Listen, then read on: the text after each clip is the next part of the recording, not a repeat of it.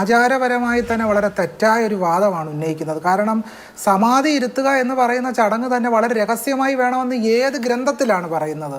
ഞാൻ അതുകൊണ്ടാണ് ചില ശൈവാഗമങ്ങളെ സംബന്ധിച്ച് രുദ്രാഗമം പോലെയുള്ള രൗരവാഗമം പോലെയുള്ള ആഗമങ്ങളിൽ ശൈവ സാധകന്മാരെ സമാധി അവരുടെ അന്ത്യേഷ്ടി കർമ്മങ്ങളെ സംബന്ധിച്ച് വളരെ വിപുലമായി വിവരിക്കുന്നുണ്ട്.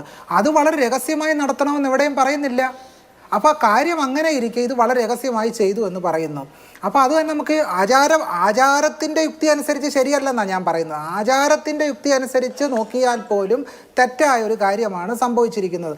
രണ്ട്, ഇനി സമാധി എന്ന് പറയുന്നത് എത്ര വിശുദ്ധന്റെ ചടങ്ങ്, എത്ര വിശുദ്ധന്റെ ഞാൻ ആചാരത്തിന് യുക്തി ഉണ്ടെന്നാണ് ഞാൻ പറയുന്നത്. ആചാരത്തിന് യുക്തിയുണ്ട്, എല്ലാ ആചാരങ്ങൾക്കും യുക്തിയുണ്ട്.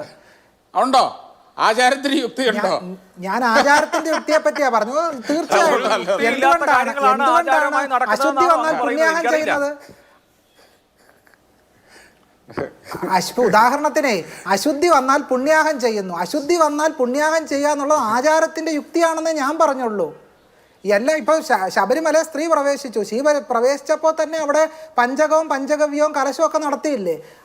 അത് ആചാരത്തിന്റെ യുക്തിയാണെന്ന് ഞാൻ പറയാം. വിഷയത്തിലേക്ക് വന്നാൽ അപ്പൊ ഇപ്പോൾ പറയുന്നത് കുണ്ടലിനി ഉണർന്നതാണെന്ന് പറയുന്നു. ഞാൻ ഇത് സത്യത്തിലുണ്ടല്ലോ, ഈ ഇന്ത്യ മഹാരാജ്യത്ത് മാത്രമേ ഇമാതിരി അമ്മുമ്മ കഥകൾക്കൊക്കെ ഒരു പഞ്ഞോ ഇല്ല. കാരണം ഇതുവരെ നമ്മുടെ മനുഷ്യ ശരീരം പരിശോധിച്ച് നോക്കിയിട്ട് ഒരു മൂലാധാര ചക്രമോ അനാഹതമോ മണിപൂരകമോ സഹസ്രാര പത്മമോ ഒന്നും തന്നെ ഒരു ശാസ്ത്രീയ പരിശോധനയ്ക്കും ഇതുവരെ വിധേയമായിട്ടുമില്ല. ഒരു ഡോക്ടർമാർ ഈ മണിപൂരകവും അനാഹതവും കുണ്ടലിനിയും ഒന്നും കണ്ടിട്ടുമില്ല. അപ്പൊ ഇങ്ങനെ അമ്മുമ്മ കഥകളിലൂടെ മനുഷ്യ സമൂഹത്തെ തെറ്റിദ്ധരിപ്പിക്കുകയാണ്. യഥാർത്ഥ ഏതെങ്കിലും ശാസ്ത്രീയ പരിശോധന വഴി മനസ്സെന്ന് പറയുന്ന സാധനം കണ്ടെത്തിയിട്ടുണ്ടോ ശ്യാംകുമാർ? ശരി, അല്ല എന്തായാലും എനിക്ക് പറയാനുള്ളത് മനസ്സെന്നുള്ളത് മസ്തിഷ്കമാണല്ലോ. മനസ്സെന്നുള്ളത് മസ്തിഷ്കമാണ്. മസ്തിഷ്കവും ന്യൂറോണുകളും തമ്മിൽ മസ്തിഷ്കമല്ലേ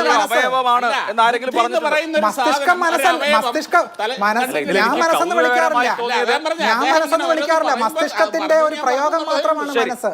അല്ല, എനിക്കിപ്പോ തോന്നുന്ന ഒരു കാര്യം, ഇപ്പോ എന്തായാലും ആചാരമാകുമ്പോൾ കേൾക്കുകയായിരുന്നു. താങ്കൾ ഞാൻ പറയുമ്പോഴല്ലേ ഇടപെടുക ചെയ്യുന്നത്. ശരി, ഓക്കെ നമുക്ക് സമയത്തിന്റെ പരിമിതിയുണ്ട്. എന്തായാലും ഹിന്ദു റൈറ്റ്സ് വിങ്ങിനെ സംബന്ധിച്ച് ഓൾ റിച്വൽസ് ആർ ഇല്ലോജിക്കൽ എന്ന അഭിപ്രായം ഉണ്ടോ എനിക്കറിയില്ല. എന്തായാലും കൗതുകരമാണ്.